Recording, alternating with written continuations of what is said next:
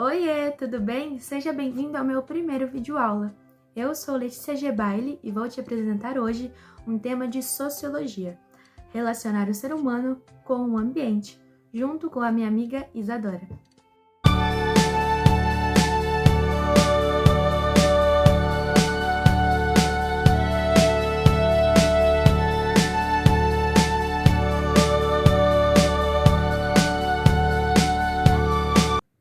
Esse videoaula é fruto de um trabalho que foi dado pela minha professora Mariane, de Sociologia, do Colégio Politécnico de Sorocaba. A proposta inicial era um podcast, mas como eu prefiro algo mais descontraído e mais fácil de entender, decidi fazer um videoaula com a minha amiga Isadora. Hoje nós iremos discutir e apontar as principais características da relação do ser humano com o ambiente, que é tema do capítulo 2 da apostila Ético do segundo ano do ensino médio em Sociologia. Bom, pessoal, para iniciar o nosso tema, é necessário que todos vocês tenham em mente, aí na cabecinha de vocês, bem claro, que a relação do ser humano com o ambiente passou e ainda passa por muitas transformações históricas. Bom, antigamente, as pessoas cultivavam um medo dos fenômenos da natureza e uma certa submissão ao ambiente. Dessa forma, os eventos da natureza eram vistos como sobrenaturais, dignos de respeito e ameaçadores. Em contrapartida, ao longo do tempo, o ser humano adquiriu conhecimentos, adquiriu técnicas, descobriu diversas coisas em diferentes áreas, em diferentes campos, para assim dominar a natureza. Com a potência do processo de industrialização e urbanização, a natureza começou a ser muito mais usada para o comércio de produtos fabricados massivamente. Esses fatores afetaram profundamente a relação que nós, seres humanos, temos hoje com o ambiente, visto que antigamente aquele medo, aquela temeridade se transformou hoje em uma exploração abusiva, excessiva, descontrolada e totalmente despreocupada. Para deixar mais resumida essa introdução, contextualizar de forma melhor, a transformação dos seres naturais em objetos de comércio, em objetos mercantilizados, gerou hoje uma crise tanto ambiental quanto moral na humanidade. Desde que o ser humano se aventurou pelas savanas, começou a descobrir novos territórios, como resultado das suas interações sociais, vemos a configuração do ambiente. Lembra bem disso, configuração do ambiente, que é basicamente a mudança. O ser humano vai, descobre um novo território e começa a mudar ele de acordo com o que ele acredita, de acordo com a sua cultura. Assim, ao longo do tempo, ao longo dos anos, a curiosidade humana colocou em movimento a transformação importante na forma que nos relacionamos com o ambiente e as demais espécies vivas. Vou contextualizar de uma forma mais fácil para vocês entenderem. Com o domínio do fogo e dos primeiros códigos de comunicação, compartilhados entre as coletividades humanas, os grupos sociais, a relação ser humano e ambiente teve uma transformação drástica.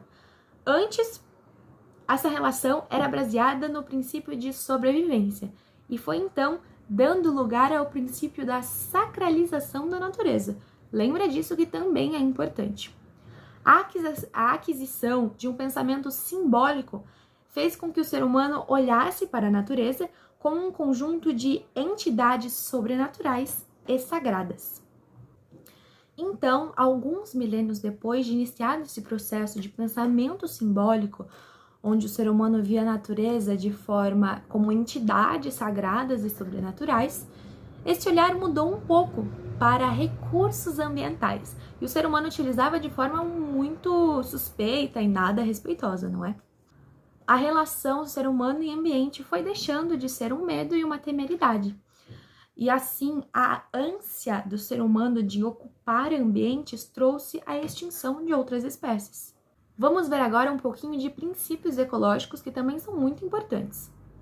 Os princípios ecológicos representam os fundamentos da cultura em sua relação com a natureza. São ecológicas as mitologias que apresentam deuses associados à origem das tribos e das diferentes culturas, bem como o patrimônio científico acumulado acerca dos seres vivos nas catedrais da ciência ocidental moderna. O elemento que une diferentes tradições é o conjunto de princípios que promove o equilíbrio entre os seres vivos e a estrutura ecossistêmica. Vamos deixar exposto mais um tópico super importante: a diferença entre princípio ecológico e ação ambiental. Eles se diferenciam pela intervenção e capacidade de dar sentido às atitudes de defesa do ambiente. Podemos citar Manuel Castells, que definiu a ecologia como: por ecologia, do ponto de vista sociológico, entendo o conjunto de crenças, teorias e projetos que contemplam o gênero humano como parte de um ecossistema mais amplo e visa manter o equilíbrio desse sistema em uma perspectiva dinâmica e evolucionária. Gente, deixando claro aqui que essa videoaula é um resumo desse tema, reconectar o ser humano ao ambiente, visto que é um tema muito amplo, que abrange diferentes tipos de tópico.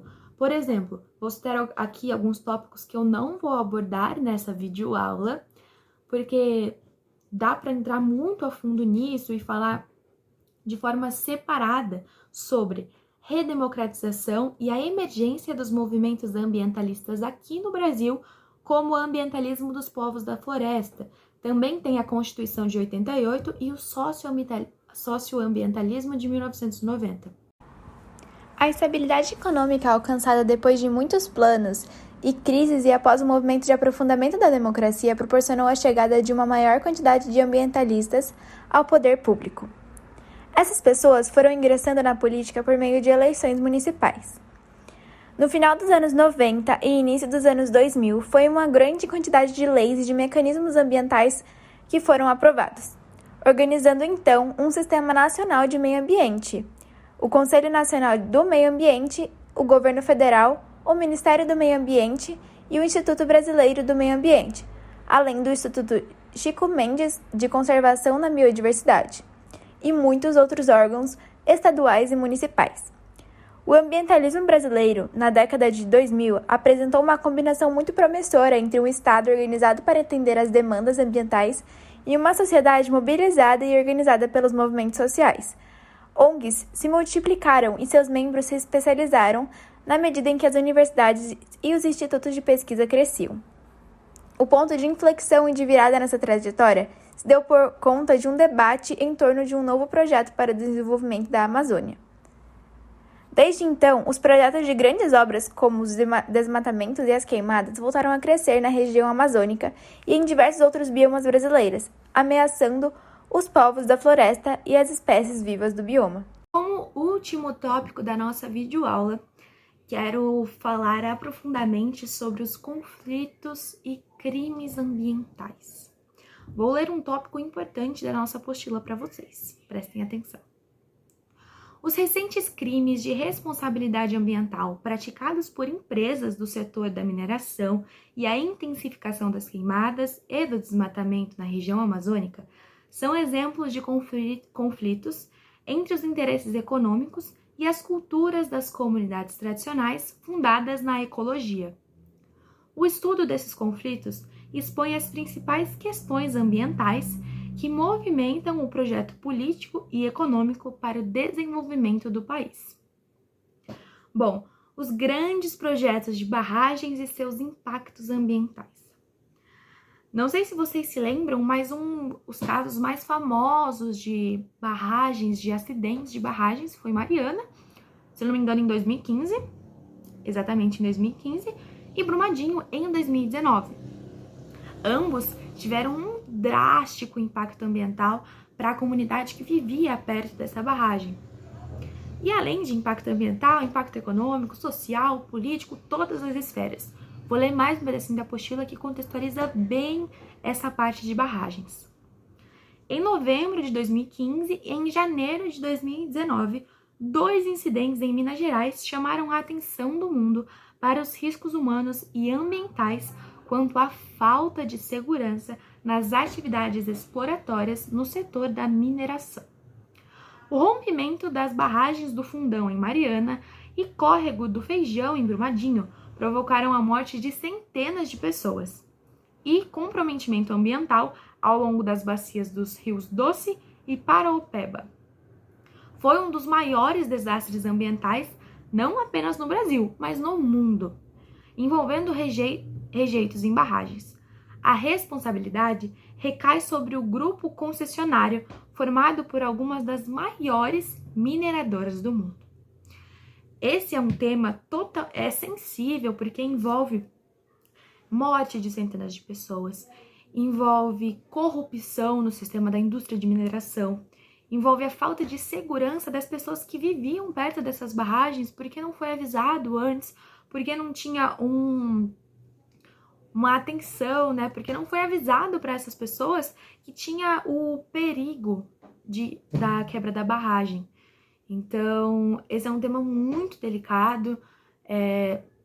Se fala até hoje no Brasil, tanto que um dos casos aconteceu em 2015, faz bastante tempo, e outro é recente, 2019, mas são casos que são puxados até hoje em questões ambientais, pela falta de segurança, pela negligência governamental, pela falta de fiscalização nessas empresas de mineração e pela falta de aviso à população que vivia ali perto das barragens. Vou ler mais um trecho da apostila porque ela deixa bem resumido e bem claro os impactos dessas barragens. A questão das barragens é um tema muito complexo, como eu falei para vocês, viu? Os impactos ambientais são grandes, desde a elaboração do projeto, passando pela desapropriação, pela inundação de grandes áreas, até a remoção da fauna e da flora e a alteração da relação de comunidades tradicionais com a terra, entre outros graves efeitos das obras na vida de espécies naturais e na sobrevivência das culturas. Outro aspecto significativo para entendermos a relação do ser humano com o ambiente são as doenças, e mais especificamente as pandemias. Os cientistas da área da saúde classificam as doenças em 3 ordens: as endemias, as epidemias e as pandemias. Endemia pode ser considerada como a ocorrência de um agravo dentro de um número esperado de casos para aquela região, naquele período de tempo baseado na sua ocorrência em anos anteriores não epidêmicos. Dessa forma, a incidência de uma doença endêmica é relativamente constante, podendo ocorrer variações sazonais no comportamento esperado para o agravo em questão. Epidemia representa a ocorrência de um agravo acima da média ou mediana histórica de sua ocorrência. O agravo causador de uma epidemia tem geralmente aparecimento súbito e se propaga por determinado período de tempo em determinada área geográfica, acometendo frequentemente elevado número de pessoas. Quando uma epidemia atinge vários países de diferentes continentes, passa a ser denominada pandemia. No Brasil, o incremento de casos de dengue no período chuvoso do ano é comum, mas em alguns locais ocorre aumento excessivo de casos, resultando em uma situação epidêmica. É o caso, por exemplo, de uma pandemia da Covid-19. E assim eu encerro o meu primeiro videoaula de Sociologia. Muito obrigada a você que assistiu até aqui, eu adorei participar desse trabalho. Através do que eu entendi, do que eu aprendi das aulas da professora Mariane e também através da leitura da apostila do Ético. Muito obrigada novamente por ter assistido até aqui, espero que você tenha gostado. Um beijão e até a próxima. Tchau, tchau!